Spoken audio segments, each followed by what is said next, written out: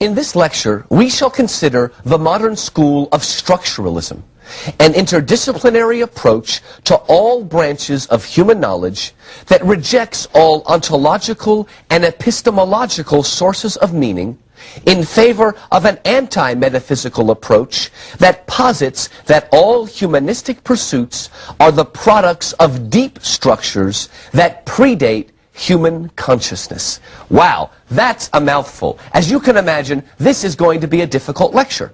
But if you remember some terminology from earlier lectures in this series, it won't be quite so difficult.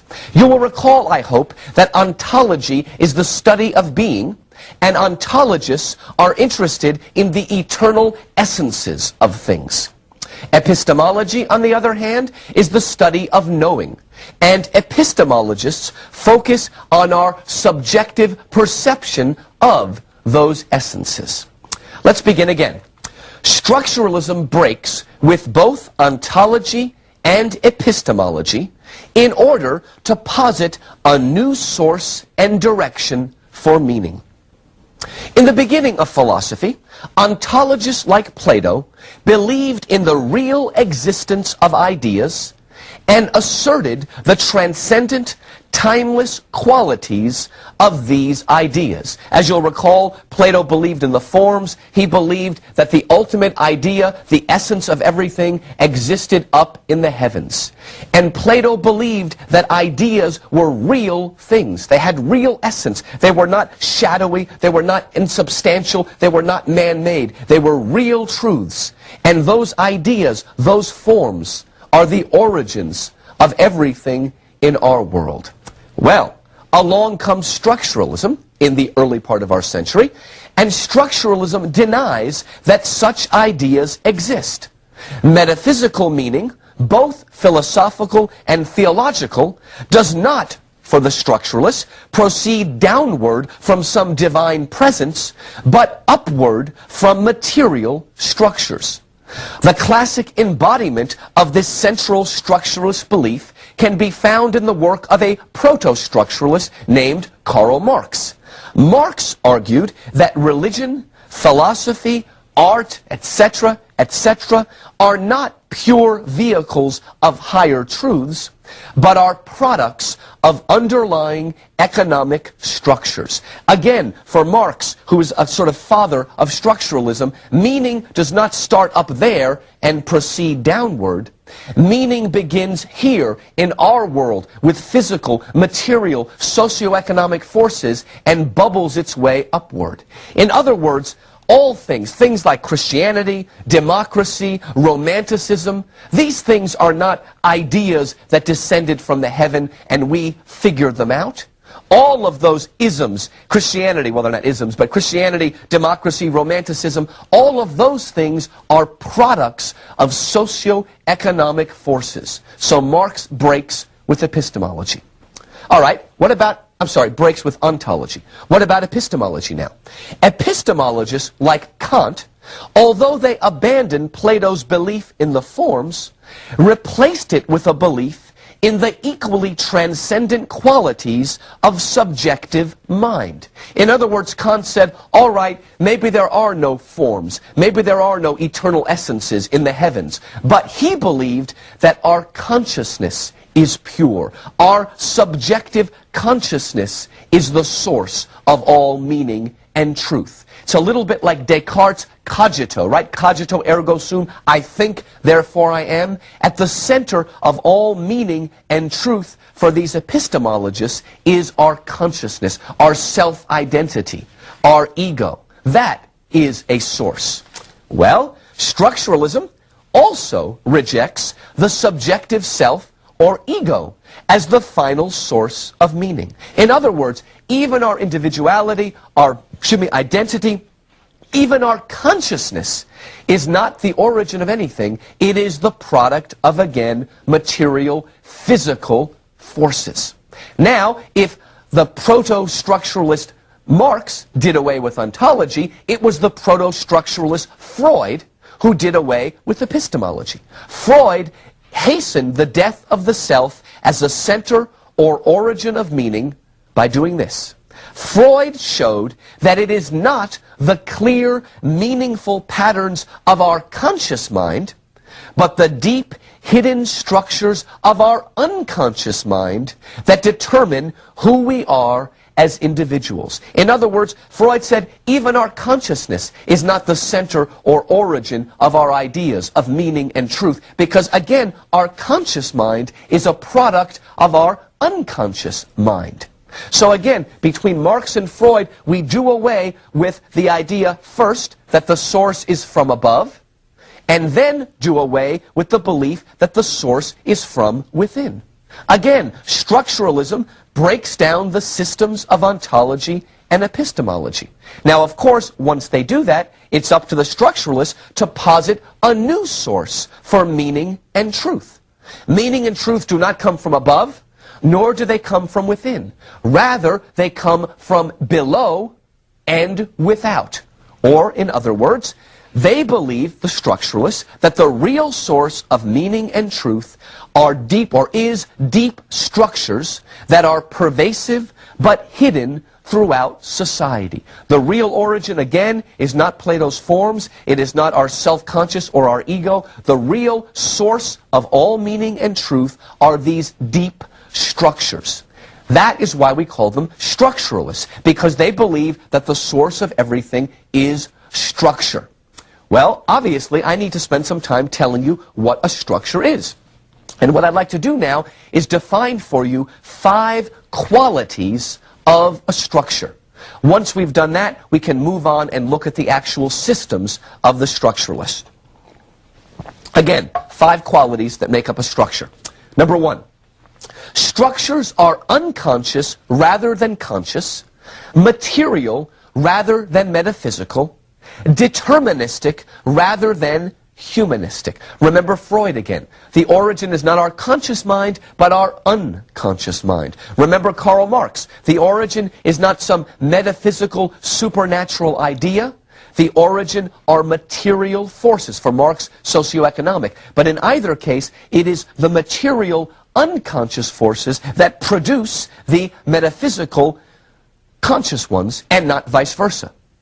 Deterministic rather than humanistic. Again, we are not the makers of our own destiny. We and our beliefs and our ideas and everything are determined by these structures. As many of you know, the systems of Freud and Marx are both deterministic. We have no control. We are products. We don't make our destiny. Destiny makes us in the guise of these structures. Now, the clearest example of this can be seen in the structure of language itself. When we speak or write or even think, the structuralists say, our words do not come to us via revelation. Rather, they are products of an objective, scientific, linguistic structure that determines the meanings of our words and thoughts. In other words, for a structuralist, language determines thought and not vice versa. They believed that language sort of ventriloquizes us. The vast, unconscious, deterministic structure of language produces our thoughts and our ideas. For Marx and Freud, as we saw above, vast patterns of economic forces, Marx, and unconscious motivations, Freud, function as structures that determine the ideology of the state, Marx, or the ego of the citizen, Freud. So once again, these structures are materialistic, they are unconscious, and they are deterministic. Number 2. Second, structures are not founded on things, elements that have meaning in and of themselves, but relations between things. Structural meaning rises out of the differences between its constituent parts. In other words, the elements, the things that make up the structure are not important. In and of themselves, they have no meaning. It's only when you arrange those things in a system or structure of differences that you have a structure that can determine meaning. Let me give you 2 very concrete examples. Most of you have probably heard a compact disc before. Do you know what a compact disc works on? It works on what's called binary. Every bit of information on your compact disc is encoded as either a 1 or a 0. But the 1s and the 0s have no meaning in and of themselves. A 1 and 0, that's nothing. But when you take those 1s and 0s and string them together in a system of differences, 1 is not 0, 0 is not 1, when you string them out in a system of differences, voila, they produce a complex symphony. Again, 1 and 0 is nothing, only the structure of differences. Let me give you another more radical, more metaphysical example. I am a product of my DNA, right? My DNA is a kind of structure. My DNA, as some of you know, is formed of 4 elements called, or abbreviated, C, A, T, and G. But you know what? The individual C, A, T, and G have no meaning in and of themselves. But when you string together the C, A, T, and G in a system of differences, again, voila, you produce a living, breathing, conscious human being. So again, the individual elements are not important. It's only when they're put in a structure or system of differences. Number 3. Third, structures are complete, logical, and all-encompassing. Every element of the structure can be systematically plotted along the horizontal and vertical axes of the Cartesian coordinate system. Now, you all remember this from high school. The Cartesian coordinate system is that big plus. You've got one vertical line and a horizontal line that bisects it, and you've got 4 quadrants. And in those 4 quadrants, you can plot all sorts of mathematical points and curves and whatnot. Well, structures are mathematic and logical. Every element can be literally plotted on that Cartesian coordinate system. And you can see not only the elements, but the relationships between them. So structures, again, are mathematical. We're coming from science here rather than from the humanities. Number 4. Fourth, structures are not static, but dynamic. They are constantly transforming themselves, spiraling outwards to form new elements and relations that can in turn be plotted on the coordinate system. So far, you may have thought that structures are static because of the way I've described them, but no, structures do change over time. Usually it's a slow change, but they are dynamic, they do change. But each time the elements and their relationship change, it still can be plotted systematically, logically, mathematically on the Cartesian coordinate system. So it maintains itself as a mathematical structure, but that structure can change from era to era, age to age. Fifth and finally, structures are found in all areas of thought and study, from history to linguistics, psychology to anthropology. Structuralism as a method is interdisciplinary. In other words, it crosses all the disciplines.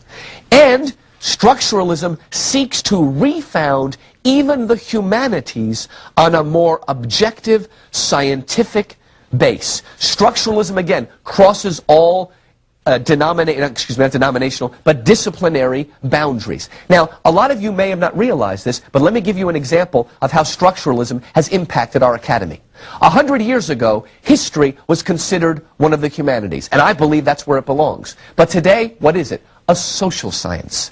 Psychology, which I believe also should be a humanity, or at least a social science, is often considered now to be a natural science. What's happening? All of our disciplines, and I think this is bad, but all of our disciplines are running to science. It's almost as if we want to take the human element out of the humanities. But remember, structuralism is deterministic rather than humanistic. It wants to take all the disciplines, including the humanities, theology, literature, all of the humanities. It wants to take them and refound them, turn them into a structure that is mathematical, logical, and scientific. So again, whether you realize it or not, structuralism has had a profound impact on the academy and the way we look at our disciplines. It's changing a little bit now, but through most of our century, there's that movement towards the scientific, the logical, the mathematical, the structural.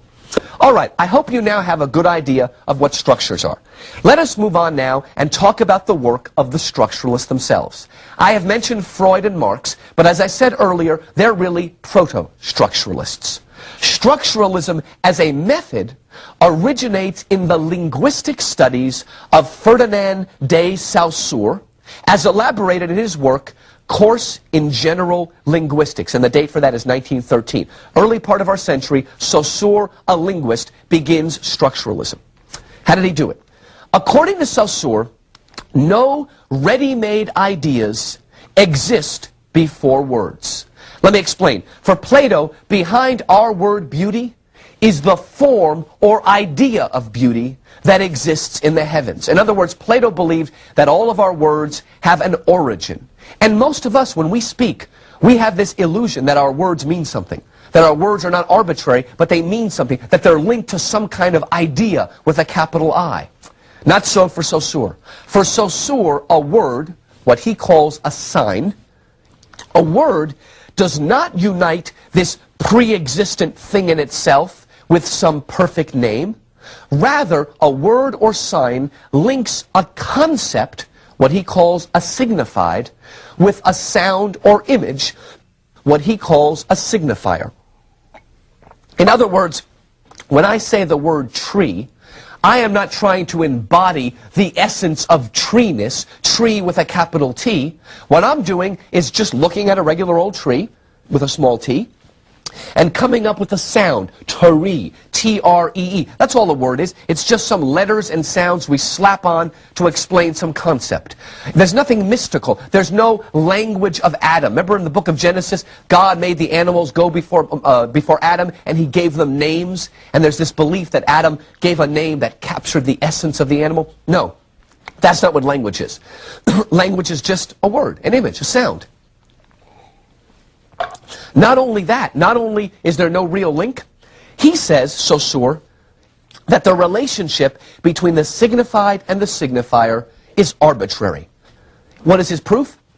If it were not, there would only be one language in the world. What makes the English word for tree any closer to meaning than the French word or the Spanish word or the Chinese word? He says our words are arbitrary. We want to think that our words have meaning and essence and that our words capture truth. No, words are just arbitrary. Now, of course, the Bible's explanation for that is the Tower of Babel. Language was pure, but it's fallen, just like we are. But for Saussure, it's arbitrary. They're just words. To repeat, neither Platonic forms nor transcendent truths lurk behind the words we use. Words or signs are merely arbitrary, man-made concepps. Now let's go further, because Saussure is not interested in just individual signs. Because remember, structures. Signs on their own, a word or sign has no meaning. It only has meaning as a part of a system. The meaning of words or signs, Saussure says, emerges out of the differences that set them apart from other signs within the overarching system or structure. In other words, even a simple sign, a simple word like cat, C-A-T, that has no meaning in and of itself. C-A-T only has meaning because C-A-T is not B-A-T or C-A-N. So again, individual words are not only arbitrary, they have no meaning in and of themselves. They only have meaning when you put them together in a system or structure of differences. Now, as a structuralist, Saussure believes that the overarching linguistic structure stretches out both vertically and horizontally, like the first quadrant of a Cartesian coordinate system. In other words, as a structuralist, Saussure believes he can plot all of language on a graph, vertically, horizontally. Now, Saussure calls this structure which is deeper than thought, which produces our ideas, he calls this structure the Langue, L-A-N-G-U-E, and he distinguishes the Langue from a parole. Parole is a specific instance of speech or writing. And you know what? Saussure is not really interested in parole. He's not interested in individual words or statements. He's interested in the Langue. He's interested in the structure and how the structure produces the parole. Let me give you two more bits of terminology that are important for structuralism. Saussure came up with a word to define vertical meaning and horizontal meaning. Vertical meaning, Saussure says, is synchronic. In Greek, that means with time. And synchronic meaning is concerned with how each sign interacts with the existing structure. In other words, vertical meaning wants to freeze the system and look at how each sign is in a set of differences, how each sign relates to other signs in that system of differences we've been talking about. That's synchronic meaning. On the other hand, horizontal meaning is diachronic. In Greek, that means through time. Diachronic meaning is concerned with the evolution through time of the structure. In other words, diachronic meaning is how the system or structure changes from era to era. Now, some people like Marx are diachronic. They're interested in historical change. But Saussure, like most of the structuralists, are interested not in diachronic meaning, but in synchronic meaning. They want to freeze the system and look at it vertically, see how it works. All right. That's Saussure, the founder, really, of the modern school of structuralism. But structuralism was later refined, not by a linguist, but by an anthropologist whose name was Claude Lévi-Strauss. Lévi-Strauss developed further the idea of structuralism. Now, Lévi-Strauss did not really encounter Saussure directly. Lévi-Strauss got his Saussurianism secondhand from another linguist named Roman Jakobson. Roman Jakobson was sort of a disciple, if you will, of Saussure, and he took Saussure even further. Let me tell you just a little bit about Jakobson. Roman Jakobson, following Saussure, broke language down even further into its smallest units, and he called these units phonemes. What is a phoneme? A phoneme is an individual vowel or syllable.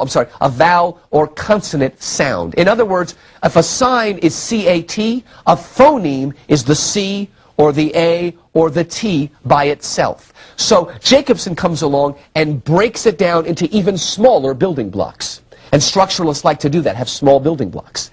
Now, Jakobson argued that all language, and thus thought, is composed of these phonemes, but the phonemes have no meaning in and of themselves. It's like the CATG of our DNA. The phonemes by themselves are meaningless. They only have meaning, you could say it with me, when they're put in a system or structure of differences. All right, with that as a preface, let's turn to Lévi-Strauss now. Building on Jakobson's concept of the phoneme, Lévi-Strauss, the anthropologist, posited that complex mythic structures are composed not of phonemes, but of mythemes. What is a mytheme? A mytheme is an individual unit whose meaning arises solely from difference and structure. Thus, argues Lévi-Strauss, mythic archetypes like the sun, to which traditional anthropologists attempt to affix stable meanings, are in fact not possessed of any inherent cross-cultural significance. Their meaning shifts each time they are used in a different mythic structure. Let me explain. Traditional anthropologists like Sir James Frazer or Joseph Campbell or even Carl Jung, who's got an element of anthropology to him, they believe that archetypes like the sun or the quest or water, that these archetypes have a fixed meaning cross-culturally. They always mean just about the same thing, whether you go to Africa or India or South America. Lévi-Strauss, the structuralist, says no. Each mytheme, each archetype only has meaning within a system of differences. And so the meaning of the mytheme changes as you move from culture to culture, structure to structure. So in other words, the archetype is not a source of meaning. That would be sort of an ontological thing to say. The archetype is not a source of meaning. The archetype is just one more element that is put together in a system of differences. Now, Lévi-Strauss interprets myths by critically analyzing their deep structures. Just as Saussure arranges each sign of a given linguistic system into a complex, overarching Langue, just so Lévi-Strauss arranges each element of a myth so that it can be read both horizontally and vertically. He also takes his myths and plots them on the Cartesian coordinate system. Let me give you the example that Lévi-Strauss uses. He uses the analogy of a pack of cards. Let's say you take a pack of playing cards and arrange it in 4 horizontal columns. In column 1, you have all of the hearts, beginning with the ace of hearts and moving chronologically to the king of hearts. In the next column, you have the ace of spades, and you take it all the way to the king of spades, and you do the same things for the diamonds and the clubs. What you end up with is a structure, again, composed of 4 horizontal columns with 13 elements in each column. Now, most people will interpret those cards diachronically. In other words, they'll read left to right, column 1, then column 2, left to right, column 3, and column 4. I guess if you're Jewish, you'll read it right to left, but you're still thinking horizontally. You know what? Lévi-Strauss tells us there's another way to read those cards. What about if instead of paying attention to the horizontal columns, what if we look at the vertical rows? Because that card structure is also composed of 13 vertical rows. Each row has the same card, but in 4 different suits. Right? When you do that, you are thinking like a structuralist. When we begin to read those cards synchronically, something magic happens. We begin to notice the hidden structure that underlies the system. We see its subconscious patterns of sameness and difference. We start to see it as a structure when we read synchronically. Let me give you my own example, my own structural reading of the book of Genesis. Most people read Genesis diachronically as 3 horizontal columns. First is the story of Abraham and his family. The next column would be the story of Isaac and his family. And the third column would be the story of Jacob and his family leading on to Joseph. Most of us read Genesis that way, diachronically. But what about if we start thinking like a structuralist? What if we start reading Genesis synchronically, paying attention not to the horizontal columns, but to the vertical rows? When we do that, something emerges. When you start reading vertically, you know what you notice? You notice that Genesis is obsessed with doubling. So Abraham marries 2 wives, or really a wife and a concubine, Sarah and Hagar. Then Isaac comes along. Isaac only has 1 wife, Rebekah, but his wife gives birth to twin boys, Jacob and Esau. Then we come to Jacob. Jacob has 2 wives and 2 concubines, and his favorite 2 sons, Benjamin and Joseph, are the 2 sons of his second wife. You don't notice that until you read synchronically and understand the structure. One more example. If you read Genesis synchronically, you will notice that there is a persistent element or theme of younger sons who supplant their older brother. Thus, Isaac overthrows his older brother Ishmael in terms of getting the blessing. Then Jacob overthrows Esau. And finally, Joseph overthrows Reuben and all of his other older brothers. Again, you don't notice these things until you read it vertically, synchronically, like a structuralist. Now, the mythic structures that Lévi-Strauss traces in his many, many works are very wide in scope. They encompass not only tales of heroes, but economic and mercantile realities, incest taboos, and the everyday rituals of cooking and eating. Now, personally, I'm most interested in his structures of myth and heroes, and most people are. But these other things are fascinating. What Lévi-Strauss shows is that there's a structure to every element of any given society, and he can plot it on that graph. Finally, in the last minute or so, I would like to run by you 2 ironies of structuralism.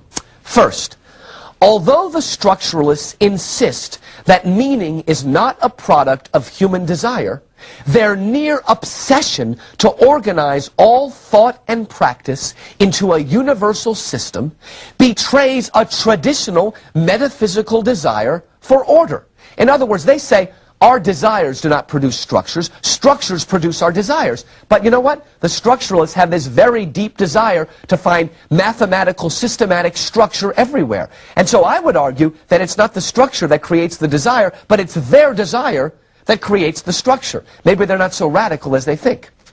Irony number 2. As Jacques Derrida, the post-structuralist, will show, The structuralist rejection of all ontological, epistemological centers is followed by their own positing of structure as a new center. The structuralists say, we want to break away from all origins, all centers, no ontology, no epistemology. But what have they done? They've turned structure into a new center. And so what Derrida is saying is that the structuralists are not as radical as they would like to believe. They're still thinking like traditional metaphysicians. They have a new center, but they still have a center. And so once again, the structuralists are not so radical as they would like to believe.